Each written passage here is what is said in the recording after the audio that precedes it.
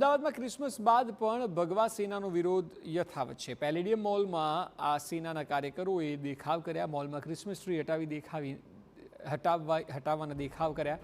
વિરોધ કરી રહેલ કાર્યકરોની પોલીસે તાત્કાલિક ધોરણે અટકાયત કરી લીધી છે। ક્રિસમસ અને નવા વર્ષની ઉજવણીને લઈને વિરોધ થઈ રહ્યો છે।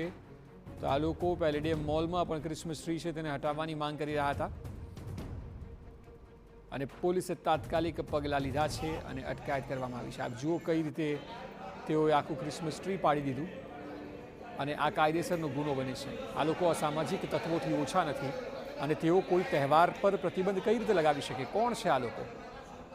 બંધારણીય અધિકાર છે દરેક તહેવારને મનાવવો, ત્યારે કેટલાક લોકોને આ ફેશન થઈ ગઈ છે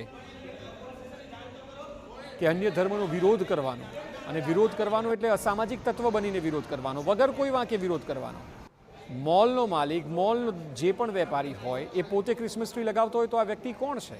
આ લોકો કોણ છે કે જેઓ ત્યાં પહોંચીને વિરોધ દર્શાવી રહ્યા છે અને કઈ વાતનો વિરોધ? આ તમામ વિરુદ્ધ કાયદાકીય પગલાં લેવા જોઈએ, એટલા કડક પગલાં લેવા જોઈએ કે અન્ય ફરી એકવાર કોઈ હિંમત ન કરે આ પ્રકારે આતંક ફેલાવવાની। આ આતંક જ છે એટલા માટે કારણ કે આપ ત્યાં જઈને વસ્તુઓને ડેમેજ કરી રહ્યા છો। એ જે તે મોલની પ્રોપર્ટી છે, આપને કોણે આ હક આપ્યો?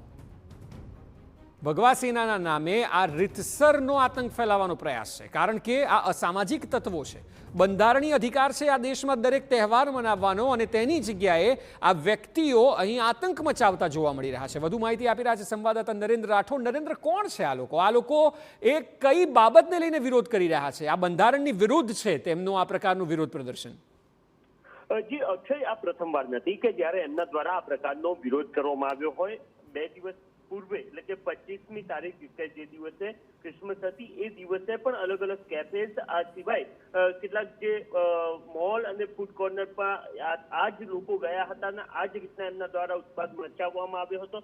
અને ફરી એકવાર આજે સવારે અમદાવાદના જે પ્રખ્યાત મોલ છે પેલેડિયમ મોલ, ત્યાં આ તમામ લોકો પહોંચ્યા હતા અને આ જ રીતના તેઓ વિરોધ કરતા જોવા મળી રહ્યા છે।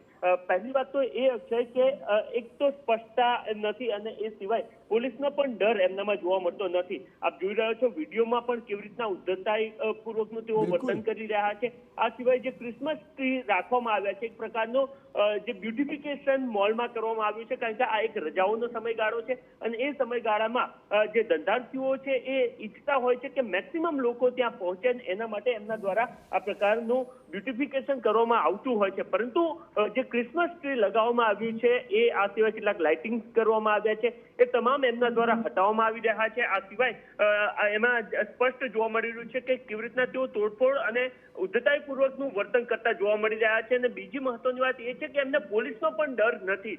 આમ તો કાયદાકીય રીતના આ પ્રકારના મારો સવાલ નરેન્દ્ર હવે એ જ હતો કે આખા કેસમાં પોલીસ ક્યાં છે? પોલીસ શું કરી રહી છે? આ લોકો આપ કહી રહ્યા છો કે 25મી તારીખે પણ કર્યું હતું, તો આ પોલીસ પ્રશાસનનું ફેલિયર છે?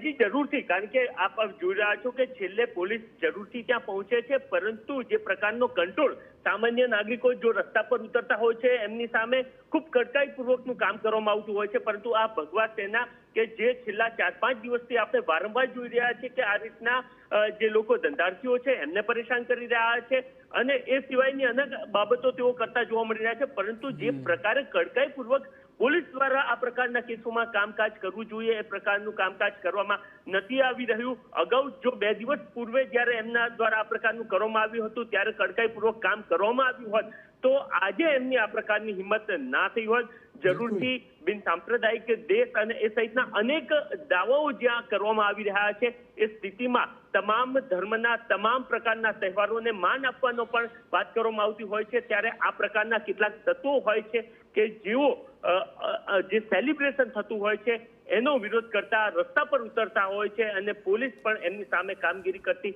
નથી હોતી। એના જ કારણે તેઓ ખુલ્લેઆમ આ પ્રકારે દાદાગીરી કરતા જોવા મળતા હોય છે અને આજે પણ પેલેડિયમ મોલમાં આ પ્રકારે એમના દ્વારા દાદાગીરી કરવામાં આવી છે। ક્રિસમસ ટ્રી તોડવામાં આવ્યું છે, આ સિવાય જે લાઇટિંગ કરવામાં આવ્યું હતું એ પણ હટાવવાનો દુરાગ્રહ તેઓ કરતા જોવા મળી રહ્યા છે।